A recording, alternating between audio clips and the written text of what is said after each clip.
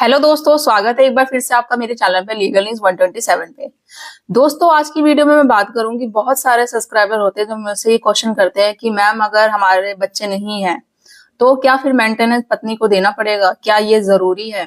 तो देखो, हर एक का क्वेश्चन में ये कमेंट में जवाब देना तो पॉसिबल नहीं हो पाता, तो मैंने सोचा ये एक वीडियो ही बनाती हूँ इस टॉपिक पे, जिससे कि और भी बहुत सारे पतियों के क्वेश्चन होते हैं जिनसे सबको मिल जाएगा।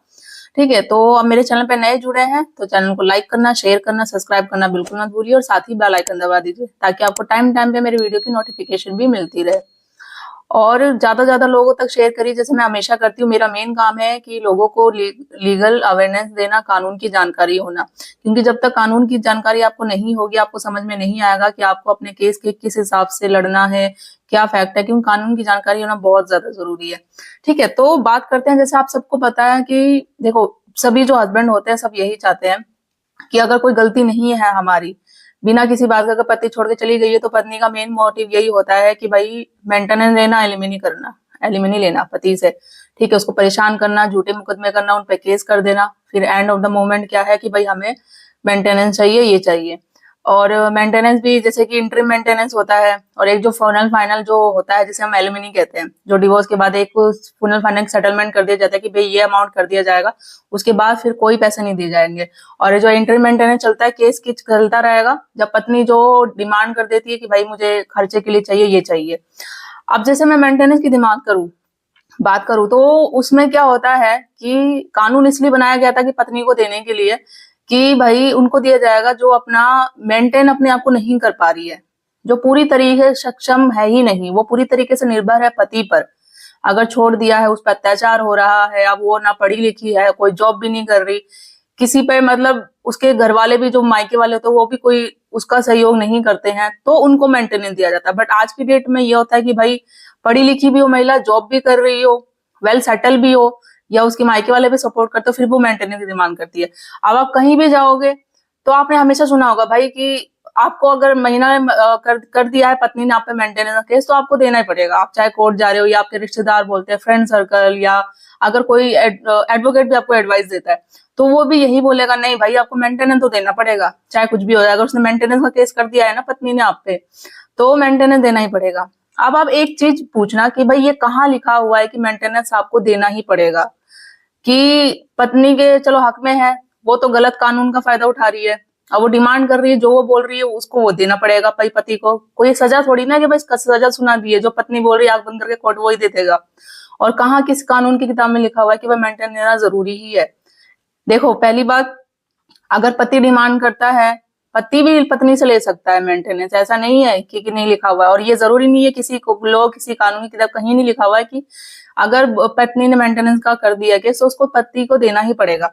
अब आप बात करते हैं, देखो आपको ये तो मैंने क्लियर कर दिया है कि अगर आप मेंटेनेंस देने से कैसे बच सकते हैं। मैं बहुत सारी वीडियो इस टॉपिक पे रोज बनाती हूँ, और क्योंकि मुझे पता है कि बहुत सारे हस्बैंड है जो पति से पीड़ित होते हैं, वो चाहते हैं कि भाई हमें मेंटेनेंस ना देना पड़े, या देना भी पड़े तो कम से कम देना पड़े। तो क्या है ऐसी कुछ होता है सोल्यूशन क्या है? देखो, हाई कोर्ट सुप्रीम कोर्ट के ऐसे जजमेंट काफी आते रहते हैं, बहुत सारे गाइडलाइंस आ रखी है हाई कोर्ट सुप्रीम कोर्ट के। मैंने इससे पहले बहुत सारी वीडियो बना रखी है, आप मेरे चैनल पे जाके वो देख सकते हैं, जजमेंट भी ले सकते हैं, ताकि आई होप शायद आपके केस में भी हेल्प मिल सके।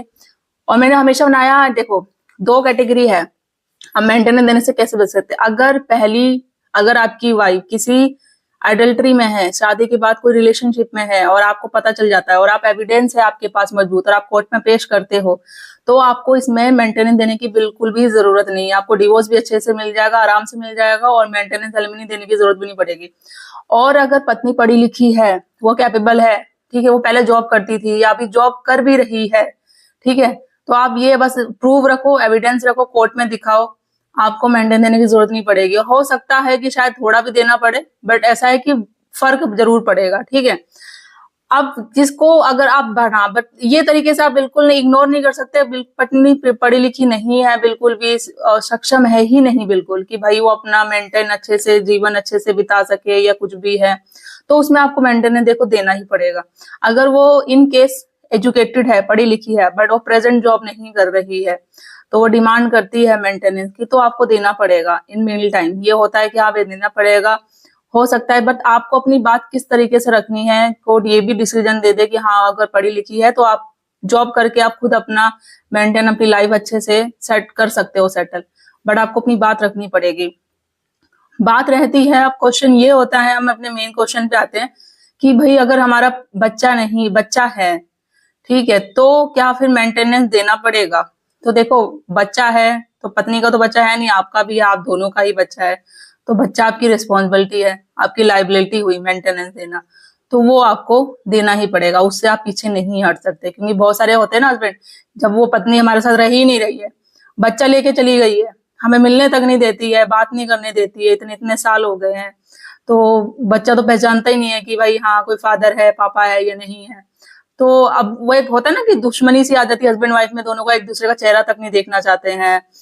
तो इस केस में हम भाई, अब वो गई अपनी मर्जी से, ठीक है, रह रही है, मायके वाले ने भड़का के ज्ञान दे के उसको करवा दिया, एक झूठे मुकदमे करवा दिए, पैसे की डिमांड कर रहे हैं, तो मैं क्यों दूं फिर पैसे, बच्चे की भी मैं क्यों रिस्पॉन्सिबिलिटी उठाऊं?